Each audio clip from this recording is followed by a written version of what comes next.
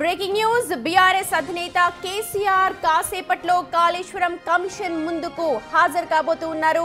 ఆయన వెంట 9 మంది బీఆర్ఎస్ నేతలు వెళ్లబోతూ ఉన్నారు. కేసీఆర్ వెంట వెళ్లే నేతల లిస్ట్ లో అయితే ప్రస్తుతం కవిత పేరు లేదు.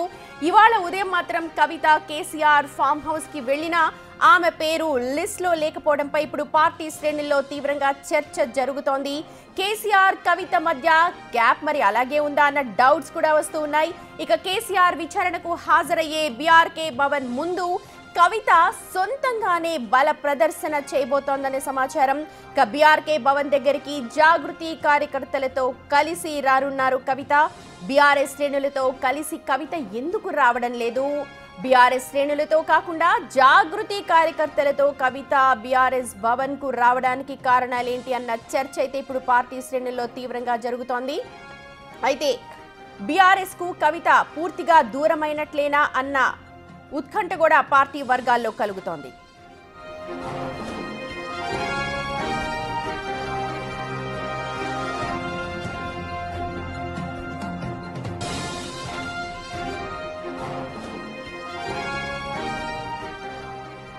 రైట్, మా ఇన్పుట్ ఎడిటర్ పవన్ ఉన్నారు ఓవరాల్ విశ్లేషణ మనకు అందించడానికి. పవన్, లేఖ తర్వాత ఫస్ట్ టైం కవిత ఫామ్ హౌస్ వెళ్ళారు, డైరెక్ట్గా కేసీఆర్ని కలిశారు. కానీ అక్కడ 9 మంది ఎవరైతే కమిషన్ ముందుకు హాజరవడానికి కేసీఆర్తో వెళ్తున్నారు అందులో కవిత పేరు లేదు అన్న చర్చ జరుగుతోంది. దీన్ని ఎలా చూడాలి, ఒకసారి పూర్తిగా విశ్లేషించండి. బీఆర్ఎస్ పార్టీలో జరుగుతున్న అంతర్గత పరిణామాలను ఎత్తి చూపిస్తూ కవిత రాసిన 6 పేజీల లేఖ తెలంగాణ రాష్ట్రంలో తెలంగాణ రాజకీయాలలో పెను ప్రకంపనలు పుట్టించింది. ఆ తర్వాత ఆమె జాగృతి కార్యాలయాన్ని ప్రారంభించడం, జాగృతి కార్యక్రమాలను విస్తృతం చేయడం, ఇవన్నీ కూడా పెద్ద ఎత్తున చర్చకు దారితీసాయి. అప్పటి నుంచి కూడా తండ్రితో కానీ ఇతర కుటుంబ సభ్యులు ఎవరితో కూడా కవిత కలవలేదు. కానీ ఈరోజు కేటీఆర్ అటు కాళేశ్వరం కమిషన్ ఎదుట విచారణకు హాజరు కానున్న నేపథ్యంలో కాళేశ్వరం కమిషన్ కేసీఆర్కు నోటీసులు ఇవ్వడాన్ని నిరసిస్తూ మొన్న ఇందిరా పార్క్ వద్ద భారీ ధర్నాను కూడా నిర్వహించింది. కానీ తండ్రితో మాత్రం ఇంతవరకు నేరుగా కానీ ఫోన్లో కానీ ఎక్కడ కూడా కలిసినట్లుగా మాట్లాడినట్లుగా వార్తలు రాలేదు. కానీ ఈరోజు తెల్లవారుజామునే కవిత అక్కడికి ఎర్రవల్లిలోని వ్యవసాయ క్షేత్రానికి వెళ్ళింది, తండ్రిని కలిసింది. తండ్రిని కలిసిన సమయంలో కొంత తండ్రి కూతుళ్ళు ఇద్దరు కూడా కొంత భావోద్వేగానికి గురయ్యారన్న సమాచారం అందుతుంది. ఆ తర్వాత మాట్లాడదామంటూ కేసీఆర్ ఇక మిగతా నేతలతో ఆయన సంప్రదింపులు జరుపుతూ ఉన్నారు. కొద్దిసేపటి క్రితమే ఆయన దాదాపుగా 80 కార్ల క్యాన్వాయ్తో, భారీ క్యాన్వాయ్తో బయలుదేరి హైదరాబాద్ బీఆర్కే భవన్కు బయలుదేరారు. అయితే కవిత అటు విచారణకు హాజరు కానున్న కేసీఆర్ ఎంబడి కొంతమందిని అనుమతిస్తూ అటు కాళేశ్వరం కమిషన్ అనుమతించింది. అందులో ఇప్పటికే విచారణ ఎదుర్కొన్న మాజీ మంత్రి హరీష్ రావు, అట్లనే MP, Rajya Sabha MP Vaddiraju Ravichandra, MLA Prashanth Reddy, Palla Rajeshwar Reddy, Padma Rao Goud, Bandaru లక్ష్మారెడ్డిలు, ఎమ్మెల్సీలు మధుసూదనాచారి, ఎక్స్ఎమ్మెల్సీ మహమూద్ అలీతో పాటు ఆ మాజీ ఐపీఎస్ అధికారి బీఆర్ఎస్ నాయకుడు ఆర్ఎస్ ప్రవీణ్ కుమార్, వీళ్ళని మాత్రం అనుమతించింది. ఇందులో ఈ లిస్టులో కవిత పేరు లేకపోవడం ఇప్పుడు మరోసారి చర్చకు దారితీసింది. ఎందుకు ఈ లిస్టులో అటు కవిత పేరు లేదు? కవిత ఒక పక్క జాగృతి కార్యకర్తలు పెద్ద ఎత్తున రావాలి, అటు తెలంగాణ సాధించిన నాయకుడు కేసీఆర్ ఆయనకు నోటీసులు ఇవ్వడం రాజకీయ కుట్ర కాబట్టి నిరసన తెలపాలంటూ పెద్ద ఎత్తున పిలుపునిచ్చిన నేపథ్యంలో అటు కవిత పేరు లేకపోవడం ఇప్పుడు తీవ్ర చర్చకు దారితీసింది.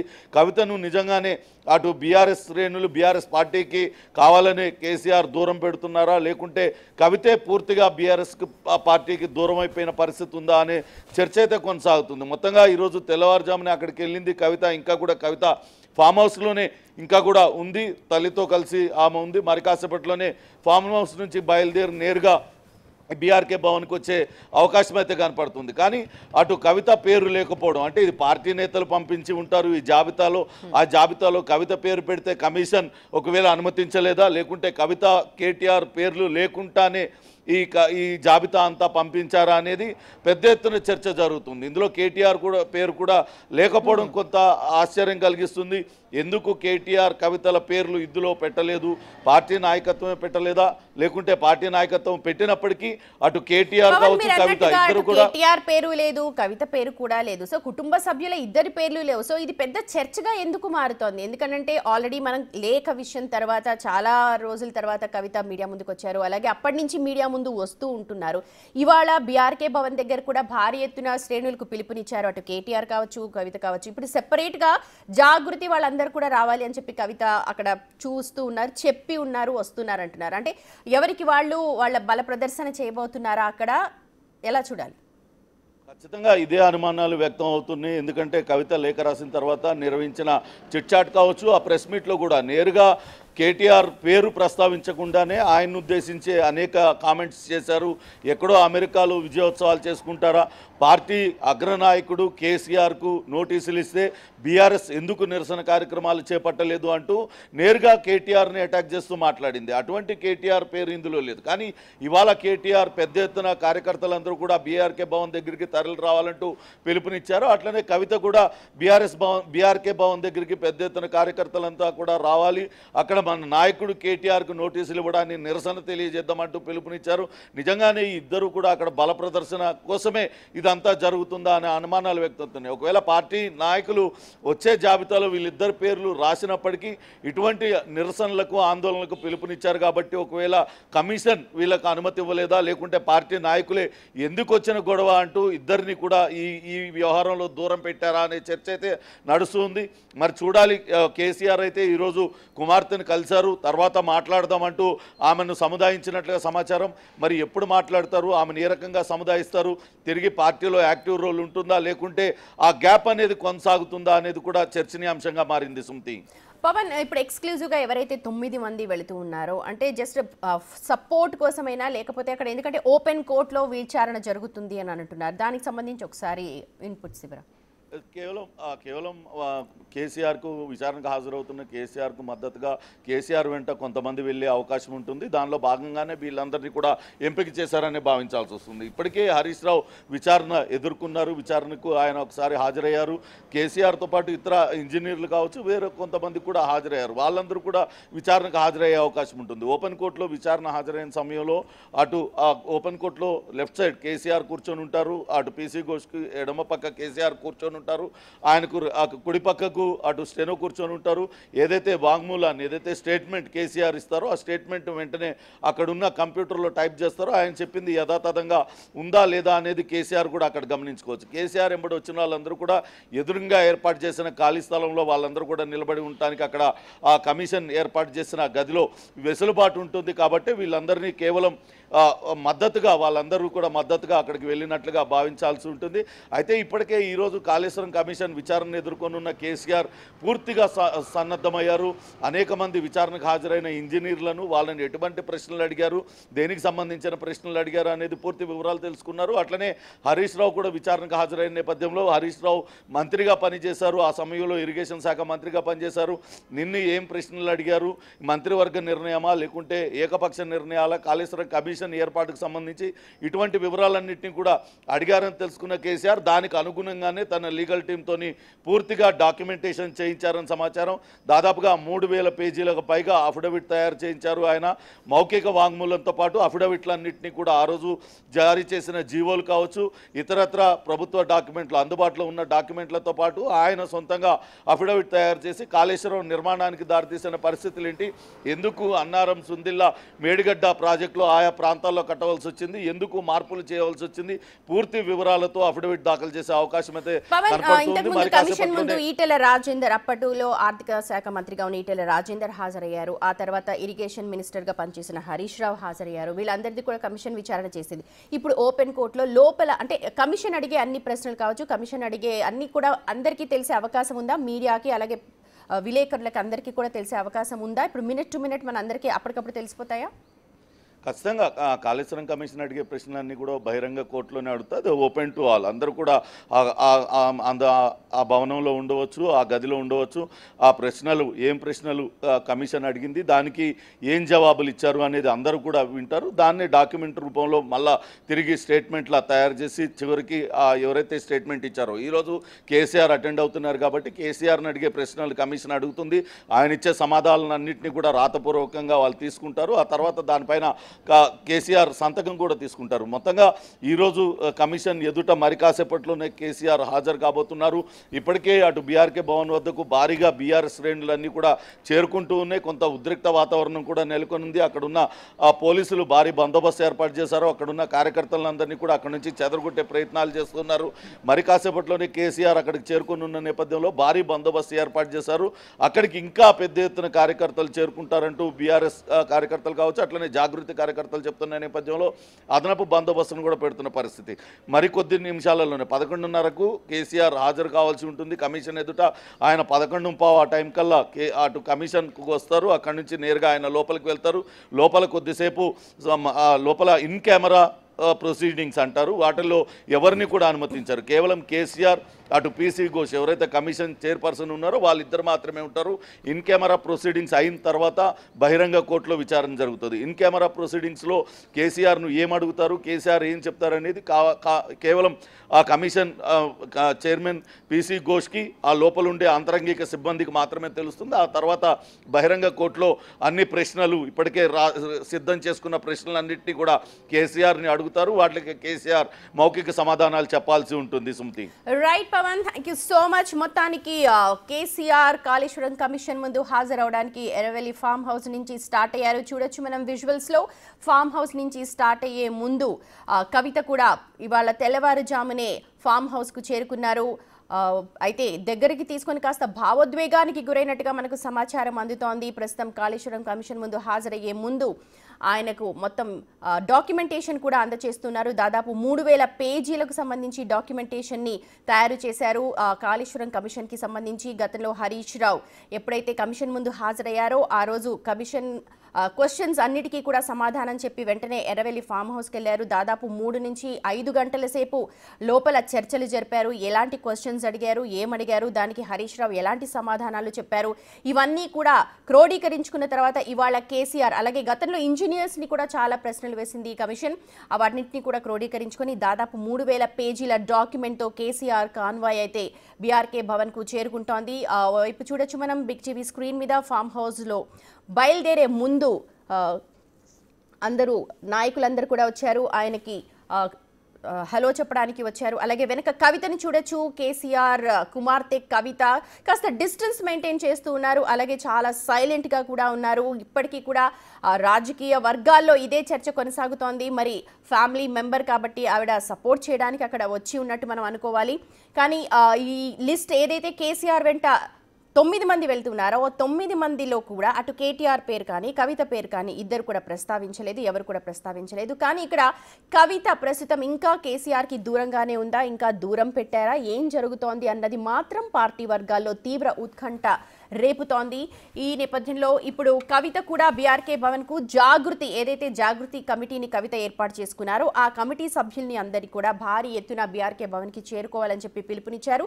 ఇటు కేటీఆర్ కూడా మొత్తం బీఆర్ఎస్ కార్యకర్తలందరినీ కూడా సపోర్ట్గా ముఖ్యమంత్రికి సపోర్ట్గా బీఆర్కే భవన్కి రావాలి అని చెప్పి పిలుపునిచ్చిన నేపథ్యంలో ఇటు కేసీఆర్కు మద్దతుగా అటు ఇద్దరు కూతురు కొడుకు ఇద్దరు కూడా తమ తమ వర్గాలని అక్కడ బీఆర్కే భవన్కి తరలిస్తూ ఉన్నారనుకోవాలి. చూడొచ్చు దారి పొడుగునా కూడా కేసీఆర్కు స్వాగతం పలుకుతూ జనాలందరూ కూడా రోడ్డుకి ఇరువైపులా నిల్చొని ఉన్నారు. కేసీఆర్ ఫామ్ హౌస్ నుంచి కాన్వాయ్ భారీ కాన్వాయ్తో బయలుదేరారు. బీఆర్కే భవన్కు ఇప్పటికే చాలా మంది కార్యకర్తలు అక్కడ చేరుకొని ఉన్నట్టుగా మనకు సమాచారం అందుతోంది. కానీ ఇక్కడ మొత్తం అంతా ఫోకస్ మాత్రం కవిత మీదనే ఉంది. కవితను చూడొచ్చు మనం ఒక విండోలో. ఫామ్ హౌస్లో చాలా దూరంగా నిల్చొని ఉన్నారు, చాలా సైలెంట్గా ఉన్నారు. ఎప్పుడు కూడా కేసీఆర్ పక్కనే నిల్చొని కనిపించేది. గతంలో కొన్ని విజువల్స్ కనుక మనం చూస్తే తండ్రికి ఎప్పుడు పక్కనే ఉంటూ నిల్చునేది. అటు అన్న కావచ్చు లేకపోతే ఇటు చెల్లి ఇద్దరు కూడా తండ్రికి ఇరువైపులా నిల్చున్న దృశ్యాలే మనం చాలా మటుకు చూసాం. కానీ ఆ తర్వాత జరిగిన పరిణామాలు లేఖ ఈ అస్త్రాలు సంధించడం, ఒకరిపై ఒకరు మాటలు మాట్లాడుకోవడం ఇవన్నీ చూసిన తర్వాత ఇప్పుడు కాస్త దూరం పెరిగింది అని చెప్పి పార్టీ వర్గాల్లో అయితే చర్చ జరుగుతోంది. చూడాలి మరి. ప్రస్తుతం చూస్తున్నాం బిగ్ టీవీ ఎక్స్క్లూజివ్గా ఫామ్ హౌస్ నుంచి బయలుదేరిన కేసీఆర్ కాన్వాయ్ అది.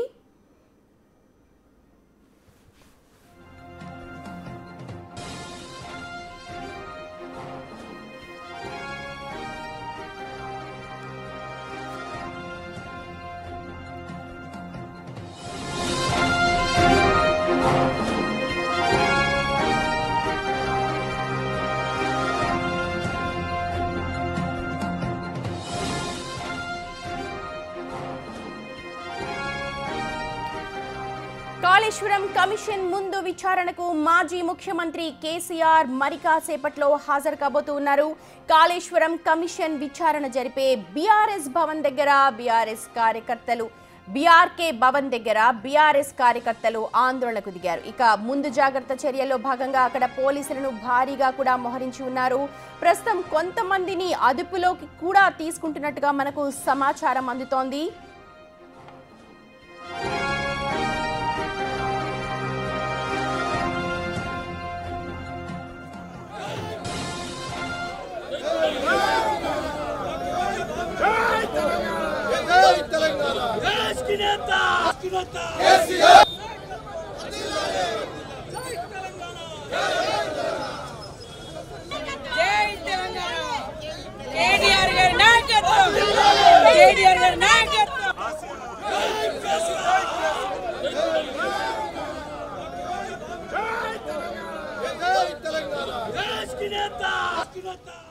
రైట్, బీఆర్కే భవన్ దగ్గర మా అసోసియేట్ ఇన్పుట్ ఎడిటర్ నగేష్ ఉన్నారు. మనకు అక్కడ గ్రౌండ్ రిపోర్ట్ అందించడానికి. నగేష్, ఇప్పటికే భారీగా బీఆర్ఎస్ కార్యకర్తలు బీఆర్కే భవన్ దగ్గరికి చేరుకున్నారు. అలాగే భారీగా పోలీసులు కూడా మోహరించినట్టుగా తెలుస్తోంది. ఓవరాల్ వ్యూ చెప్పండి, అక్కడ ఎలాంటి సిచ్యువేషన్స్ ఉన్నాయో. ఓవరాల్గా బీఆర్కే భవన్ వద్ద భారీ పోలీసు బందోబస్తు కొనసాగుతుంది. 10,000 మందికి పైగా పోలీసులు బీఆర్కే భవన్ రెండు వైపులా, అంటే ఇటు లెఫ్ట్ మనం ఉన్న సైడ్ ఎడమ చేతి వైపు, అటు కుడి చేతి వైపు కూడా భారీగా పోలీసులు మోహరించారు. 3 అంచెల భద్రతని ప్రస్తుతం పర్యవేక్షిస్తున్నారు. కేవలం మీడియా వాళ్ళనే లోపలికి అనుమతి ఇస్తున్నారు. అలాగే ప్రోటోకాల్లో ఉన్న ఎమ్మెల్యేలు మాత్రమే ఇన్సైడ్ అనుమతించారు. మన విజువల్స్ చూడవచ్చు. సబితా ఇందర్ రెడ్డి కావచ్చు, సునీత లక్ష్మారెడ్డి కావచ్చు, అలాగే మిగతా బీఆర్ఎస్ ఎమ్మెల్యేలు, మాజీ మంత్రులు కూడా ప్రస్తుతం కనిపిస్తున్నారు. మల్లారెడ్డి మాజీ మినిస్టర్ కావచ్చు, మిగతా నేతలంతా ఎవరైతే ఎమ్మెల్యేలు, మాజీ ఎమ్మెల్యేలు ఉన్నారో, ప్రోటోకాల్లో ఎవరైతే ఉందో వాళ్ళందరికీ మాత్రమే ఇన్సైడ్ వరకు, ఇక్కడ వరకు అనుమతించారు. మిగతా 3 లేయర్ల బందోబస్తుని మనం చూస్తున్న ప్లేస్ 1 ప్లేస్ కావచ్చు, సెకండ్, థర్డ్ ప్లేస్ 3 లేయర్ల బందోబస్తు అయితే ప్రస్తుతం కొనసాగుతుంది. కొద్దిసేపటి క్రితమే ఫామ్ హౌస్ నుంచి మాజీ ముఖ్యమంత్రి కేసీఆర్ మొదటిసారి కాళేశ్వరం విచారణకు హాజరు కాబోతున్నాడు. తెలంగాణ వచ్చిన తర్వాత మొదటిసారి హాజరయ్యబోయే మాజీ ముఖ్యమంత్రి కేసీఆర్ రికార్డులోకి ఎక్కనున్నారు. గతంలో చంద్రబాబు నాయుడు, అంటే ఉమ్మడి రాష్ట్రంలో ఒకసారి రాజశేఖర రెడ్డి హయాంలో చంద్రబాబు హాజరయ్యారు. ఈసారి మాత్రం కేసీఆర్ కాళేశ్వరం కమిషన్ ముందు హాజరు కాబోతున్నారు. తనతో పాటు 9 మంది ప్రతినిధులను కూడా లోపలికి అలో చేయాలని చెప్పి ఒక లిస్టును కూడా వాళ్ళు లోపలికి పంపించారు. ఆ లిస్టు ప్రకారమే ఆ 9 మంది అటెండ్ కాన్నారు. ఇందులో పల్లా రాజేశ్వర్ రెడ్డి తనకి కాల్ ఫ్రాక్చర్ ఫామ్ హౌస్లో అయిన కారణంగా వెంటనే హుటాహుటిన అతన్ని యశోద సోమాజిగూడ హాస్పిటల్కి పంపించారు. మొత్తానికైతే కేసీఆర్ కాళేశ్వరం కమిషన్ ముందు హాజరయ్యే వ్యవహారానికి సంబంధించి ఓవరాల్గా ఒక క్వశ్చనీర్, అంటే ఒక ప్రశ్నావళి కూడా తయారు చేసినట్టు తెలుస్తుంది. పీసీ ఘోష్ ముందు 10:30 గంటల ప్రాంతంలో ఓపెన్ కోర్టులో కేసీఆర్ అటెండ్ కానున్నారు. కేసీఆర్ చెప్పే విషయాలు చాలా ఇంపార్టెంట్గా మారినాయి. అంటే కాళేశ్వరం కట్టిన, అంటే నిర్మాణానికి సంబంధించి తుమ్మిడిహట్టి నుంచి మేడిగడ్డ వైపు డిజైన్ను మార్చడం, అక్కడ తదుపరి అక్కడ ఉన్న ఇష్యూస్, ఎందుకంటే అక్కడ ఆ ఎత్తు వంపులు కావచ్చు, అక్కడ వాటర్ వెళ్ళే తీరు కావచ్చు. ఎందుకంటే తుమ్మిడిహట్టి పైన గతంలో కట్టాలన్నా కూడా అప్పటి మహారాష్ట్ర గవర్నమెంట్ వ్యతిరేకించిన కారణంగానే అప్పటి, అంటే మామూలుగా జనరల్గా చెప్పాలంటే అప్పుడు కాంగ్రెస్ గవర్నమెంట్ ఉమ్మడి ఆంధ్రప్రదేశ్లో ఉండేది. అప్పటి కాంగ్రెస్ గవర్నమెంటే మహారాష్ట్రలో వ్యతిరేకించింది. కానీ తెలంగాణ వచ్చిన తర్వాత అక్కడ బీజేపీ గవర్నమెంట్ ఉండే, అప్పుడు ఫడ్నవీస్ ముఖ్యమంత్రి ఉండే. ఆ టైంలో కూడా కేసీఆర్ ముఖ్యమంత్రిగా ఉండి బీజేపీతో సంబంధాలు కూడా కలిగి ఉన్నాడు. కానీ ఆ టైంలో మాత్రం కాళేశ్వరం నిర్మాణానికి సంబంధించి తుమ్మిడిహట్టి పైన ఎట్టి పరిస్థితుల్లో కట్టి ఇచ్చేది లేదని చెప్పి కరాఖండిగా మహారాష్ట్ర ప్రభుత్వం చెప్పడంతో ఏదైతే ఆ ప్రాజెక్ట్ని మేడిగడ్డ వైపు మరలించారు. దాని కింద సుందిల్లా, అన్నారం, పంప్ హౌస్ల నిర్మాణం కావచ్చు, మిగతా అంతా కంటిన్యూగా చేయడం. కానీ కాళేశ్వరం నిర్మాణం అనేది 10 ఏళ్ల పాటు జరగాలి. 1,29,000 30,000 కోట్ల రూపాయలు కాళేశ్వరం నిర్మాణానికి వ్యయమయ్యాయి. మొత్తం 30,000 కోట్ల ప్రాజెక్టుతో మొదలైన నిర్మాణం తదుపరి అంచెలంచెలుగా దాని నిర్మాణ వ్యయాన్ని పెంచడం, బడ్జెట్లో రూపకల్పన చేయడం, తదుపరి కేబినెట్ ఆమోదాలు తీసుకోవడం. ఈ మధ్యలోనే 2 సమయాల్లో మాజీ మంత్రులు ఈటల రాజేందర్, మాజీ మంత్రి హరీష్ రావు కూడా కాళేశ్వరం విచారణ ముందు హాజరయ్యారు. ఎందుకంటే ఈటల రాజేందర్ ఆర్థిక మంత్రిగా తనే అనుమతులు ఇవ్వడం, అవన్నీ విషయాలపైన కూడా తనే కొన్ని సమాధానాలు కూడా కాళేశ్వరం కమిషన్ ముందు చెప్పాడు. అంటే కేబినెట్ ఆమోదంతోనే ఇది జరిగిందన్న యాంగిల్ తీసుకొచ్చాడు. కానీ నిర్మాణము, డిజైను, ఇంజనీర్ల బృందానికి సలహాలు ఇవ్వడం కావచ్చు, అక్కడ పిల్లర్ల నిర్మాణం, అంటే లోపల అంటే ఏదైనా నీటి లభ్యత ఉన్న ప్రాంతంలో ఒక ప్రాజెక్టు నిర్మాణం చేపట్టాలంటే వాటికి సంబంధించి ఎంత లోతున తవ్వాలి, తదుపరి నీళ్ళు వెళ్ళే విధంగా ఎంత టైం తీసుకోవాలి, పిల్లర్లు కూడా ఎక్కువ కాలం అంటే 10 ఏళ్ల పైన ఆగాలంటే కూడా వాటికి సంబంధించి ఎలాంటి విధి విధానాలు పాటించాలి, ఇవన్నీ కూడా నిర్మాణ లోపాలని గుర్తించారు. ఈ క్రమంలోనే కాళేశ్వరం పగుళ్ళు ఏర్పడింది. ప్రాజెక్టుకి పగుళ్ళు ఏర్పడిన తర్వాత అప్పటి ఎండింగ్ మూమెంట్లో 2003 ఎండింగ్ మూమెంట్లో ఎలక్షన్ టైంలోనే ఆ నిర్మాణానికి పగుళ్ళు రావడంతో అప్పుడు కాంగ్రెస్ అగ్రనేత రాహుల్ గాంధీతో పాటు అప్పుడు పీసీసీ ప్రెసిడెంట్ ఉన్న రేవంత్ రెడ్డి కూడా స్పాట్కి వెళ్ళారు, విజిట్ చేశారు, పగుళ్ళన్నింటినీ కూడా చూపించారు. ప్రభుత్వం మారిన తర్వాత కాంగ్రెస్ గవర్నమెంట్ విచారణ కమిషన్కు ఆదేశించింది. విచారణ కమిషన్ కూడా గత సంవత్సర కాలంగా దీర్ఘకాలంగా విచారిస్తుంది. ఇందులో 109 మంది ఇంజనీర్లను ఇప్పటికే పెద్ద ఎత్తున విచారించింది. ప్రస్తుతము మాజీ కమిషన్ సభ్యుడు ఉపేందర్ ఉన్నారు. ఏం చెప్పదలుచుకున్నాడు?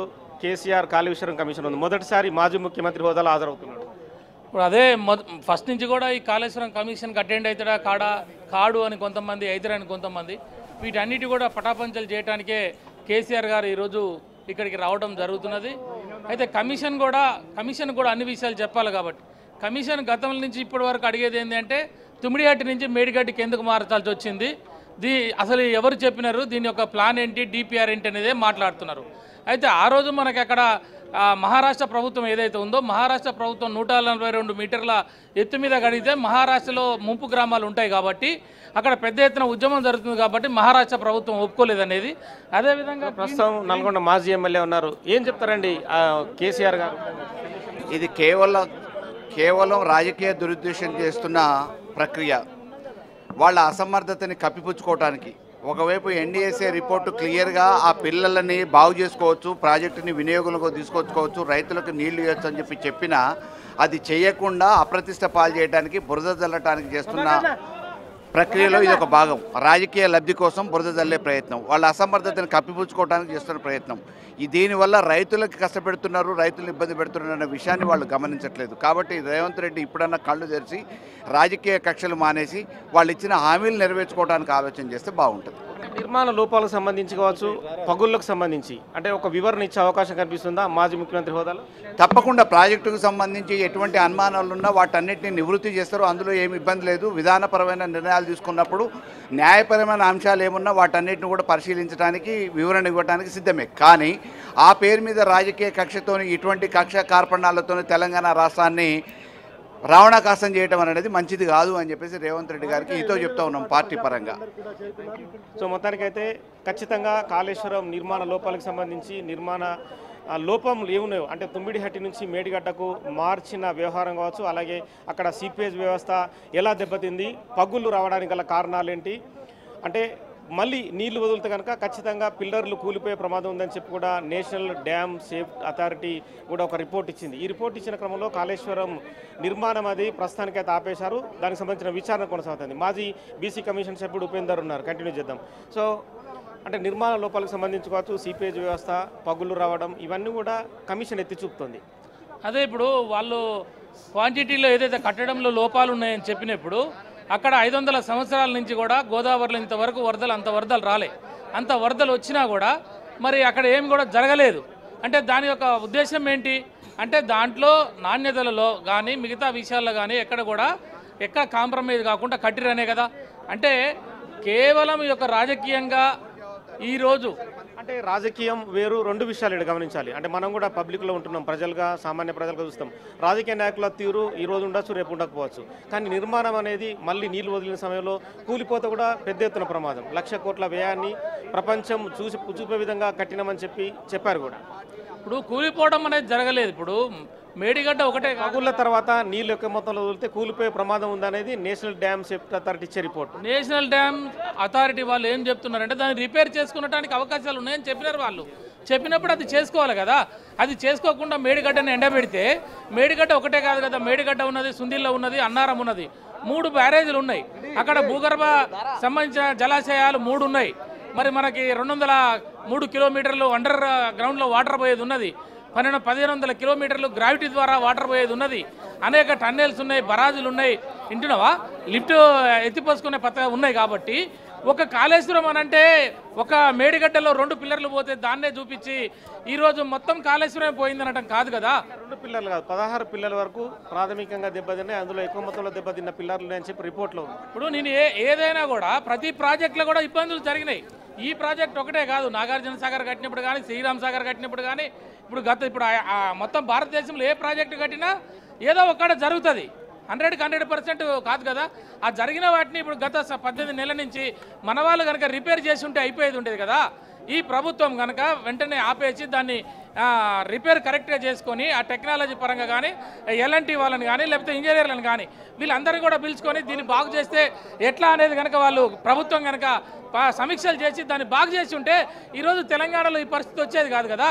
ఈ కమిషన్లు వేయటము, ఈ కమిషన్ల కాడికి పిలవటము అంటే ప్రభుత్వాన్ని ఏదో రకంగా బట్టగాల్చి మీద వేయాలనే ఉద్దేశంతో కేసీఆర్ చేసిన అభివృద్ధిని తక్కువ చేసి చూపించడానికో అనే విధానంగానే పోతున్నది. కానీ ఈ కమిషన్ రిపోర్ట్ ఇస్తే ఈ కమిషన్ రిపోర్ట్ ద్వారా అయ్యేదేంది?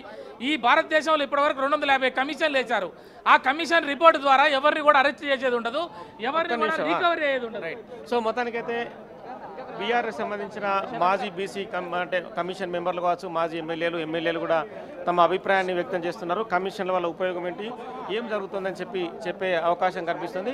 మొత్తానికైతే కమిషన్ విచారణకు 11:30 ప్రాంతంలో మాజీ ముఖ్యమంత్రి కేసీఆర్ అన్నారు. కేసీఆర్ హాజరవుతున్న నేపథ్యంలో వాళ్ళ నేతలంతా కూడా ఆసక్తిగా వాళ్ళంతా కూడా, ఎందుకంటే కేసీఆర్ రాక కోసం చూస్తున్నారు. ఇక్కడ కేసీఆర్ ఇదే ప్లేస్కి, మనకు కనిపించే ప్లేస్కే, ఈ ప్లేస్కి ఇక్కడ రానున్నాడు. అక్కడ నుంచి లెఫ్ట్ తిరిగిన తర్వాత వెహికల్ ఉంది. ప్రభాకర్ రెడ్డి ఎమ్మెల్యే ఉన్నారు. కేసీఆర్ గారు మరి ఎవరైనా ఎంత పెద్దోళ్ళైనా న్యాయం ధర్మం గెలుస్తున్నది. ఇలా కాళేశ్వరం మీద కూడా లేనిపోని పనికిమాలిన ఆరోపణలు చేసిన ఈరోజు జోషి గారు ఏదైతే మరి చీఫ్ ఎక్స్ మరి సుప్రీంకోర్టు ఏదైతే ఉన్నారో ఆయన ముంగట రావడం జరుగుతున్నది. దానికి సంబంధించిన మొన్న కూడా హరీష్ రావు గారు దాని మీద కూడా మరి అన్ని సమాధానాలు చెప్పడం జరిగింది. ఈరోజు కూడా వాళ్ళు అడిగిన దానికంటే ఎక్కువ మెటీరియల్ ఉన్నది, ఖచ్చితంగా సమాధానం చెప్తాము. దీంట్లో ధర్మం గెలుస్తున్నది. ప్రజలకు అన్ని విషయాలు తెలుసు. కాంగ్రెస్ పార్టీ ఎన్ని కుట్రలు కుతంత్రాలు చేసినా అక్కడ ఒరిగేది లేదు, చచ్చేది లేదు. శ్రీను గారు, ప్రభాకర్ రెడ్డి అన్న ఒక్క నిమిషం, అంటే కమిషన్ ముందు ఏం చెప్తాడనేది కూడా చాలా ఇంపార్టెంట్. కమిషన్ ముంగట చెప్పాల్సింది ముఖ్యంగా నీళ్లు, నిధులు, నియామకాల గురించి తెలంగాణ రాష్ట్ర సాధించుకున్నాము. ఆ తెలంగాణ రాష్ట్ర సాధనలో ముఖ్యంగా నీళ్ల గురించి కట్టిన ప్రాజెక్టులు ఏదైతే ఉన్నాయో ఆ ప్రాజెక్టులు పూర్తిగా మరి ప్రజలకు అనుకూలంగా ఎక్కడ కూడా మరి ఎక్కడ ప్రభుత్వం మన లా అండ్ ఆర్డర్ సంబంధించింది కానీ ఇంకా దేనికోసమో టెక్నికల్గా కానీ అవన్నీ కూడా చూడాల్సిన బాధ్యత మరి అధికారులది ఉంటుంది. మరి ప్రభుత్వ పరంగా అప్పుడు ముఖ్యమంత్రి గారు ఉన్నారు కాబట్టి దానికి మరి వాళ్ళు ఏది అడిగినా కానీ సమాధానం చెప్పడానికి కేసీఆర్ గారు సిద్ధంగా ఉన్నారు. సో మొత్తానికైతే కేసీఆర్ సమాధానం చెప్పడానికి సిద్ధంగా ఉన్నాడని చెప్పి వాళ్ళ ఎమ్మెల్యేలు చెప్తున్నారు. అలాగే కేసీఆర్ 11:30 ఎగ్జాక్ట్గా 1 అవర్ తర్వాత ఇక్కడికి చేరుకున్నారు. తదుపరి లోపలికి వెళ్ళన్నారు. ఈ మధ్య 2 విచారణలు కూడా, ఒకటి హరీష్ రావుది 40 నిమిషాలు, అలాగే ఈటల రాజేందర్ది 20 నిమిషాల సేపు విచారణ జరిగింది. మరి కేసీఆర్ని పీసీ ఘోష్ ఎంతసేపు విచారిస్తాడు, ఆ ప్రశ్నావళి ఏంటి, నిర్మాణానికి సంబంధించి లోపాలు కావచ్చు, మిగతా వ్యవహారాలు, ప్రాజెక్టు డిజైన్ కావచ్చు, వాటన్నిటికి సంబంధించి కూడా గతంలో ఇచ్చిన ఇంజనీర్లు, మాజీ మంత్రులు ఇచ్చిన రిపోర్ట్స్ ఆధారంగా ప్రశ్నలు అడిగే అవకాశం ఉంది. Right Nagesh, thank you so much. మొత్తానికి బీఆర్కే భవన్ ఆవరణ దగ్గర కాస్త ఉద్రిక్త పరిస్థితులే కనిపిస్తున్నాయి. 1 గంట అంటే 10:30 సమయం. ఇప్పుడు 11:30కు కేసీఆర్ కమిషన్ ముందు హాజరవుతారు. ఇప్పటికే భారీ సంఖ్యలో బీఆర్కే భవన్ కు కార్యకర్తలు చేరుకున్నారు. కేవలం రాజకీయ దురుద్దేశంతోనే ఇలాగా కేసులు పెట్టారని బీఆర్ఎస్ నేతలు అంటున్నారు.